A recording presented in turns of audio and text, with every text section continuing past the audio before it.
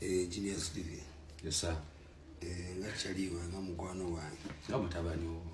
Omusajja Chameleone musajja wa mutawaana nnyo.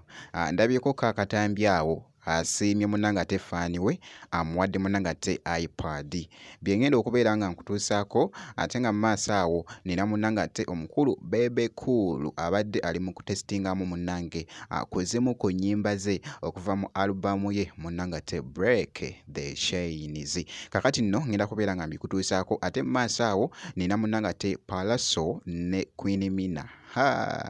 Muganda wange tabu esaidi eno ngenda kubeera nga mbikutuusaako bampita Jaminati nsinzira ku Jaminati Yugi era nga munnange kansooke nkutegeezeko wali nti no Chameleone avuddeyo kaawo ndabyeko kaakatambi era nga munnange wali afaani ono omukulu munnange ate Genius Levi yabadde ataddeyo kano akatambi. Chameleone amusiimye awo n'amuwa iPad era nga boogezako okulaba akatambi ako agambye mwana ombeereddewo nnyo ndaze omukwano. Genius TV. Yes sir. Ngachaliwa nga mukwano wange. Mutabani wo. Bafala bagende bula ne bataleta muntu yet nothing. You know. Manyi bakikwa bati balowooza ku bachali baabwe. But I love you. Thank you so much for being there as a brother. Blessed, easy. Bwe kityo nno munnange ate bwe kitambudde mu katambi era nga bw'olabye munnange Chameleone ng'ali mu kusiima munnange ate omu ku mikwano gye egyakabi munnange ate esayidi eyo era nga kankuggyeyoko katugende mu maaso wali munnange ate ne mwana mulenzi munnange ate Pallaso ne Queen Mina muganda wange. Jjukira nti nno navuddeyoko ne nkutegeeza nti nno Pallaso oluyimba lwo olwa Forever yabadde yamaze dda munnange ate olufulumya era nga ngenza okukola vidiyo eno nga yamaze dda olussaayo era ng'osobola olukyekingako oluyimba olwo olwa Forever esayidi eyo naye nga munnange obutambi obw'enjawulo bukyagenda mu maaso okutwedinga ku mukutu ogwa TikTok nga bakola challenge eno mu luyimba luno olwa Pallaso olupya olwa Forever. Naye kansooke Justin nkuzanyiremu kaawo olabe embeera nga bw'ebadde mu katambi awo.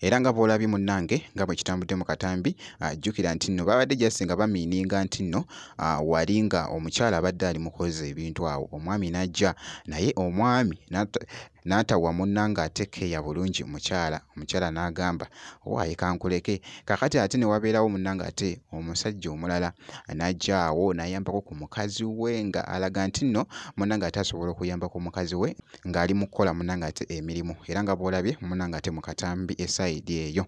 Naye nga munnange katugende mu maaso wali ku mwana mulenzi munnange ate omukulu naye nga katugende mu maaso wali munnange ate Bebe Cool nno emabegakoko wali yali yakaloshinga alubamu yeeno eya Break the Chains.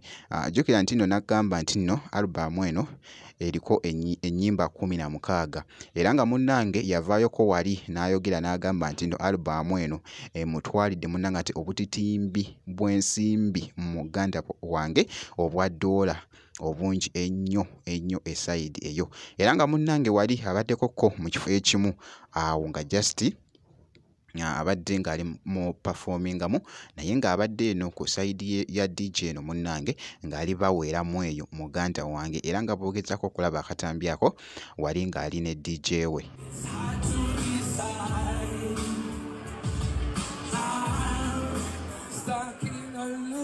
Might seem fast, but it's dragging. There's no one to go home. Beautiful.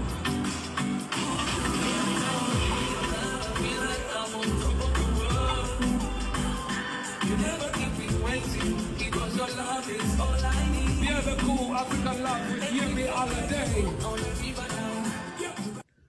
Byebyo nno munnange ate bigenda mu maaso ku muyimbi munnange ate Bebe Cool era nga nja kuba nga nkuwa update yonna enaafaayo munnange ate eside munnange ate Bebe Cool era nga bwenti we mucekinzeeko kakasa nti nno video gimpya like ku sate n'okusubscribinga kasita obeera nga tonnaba.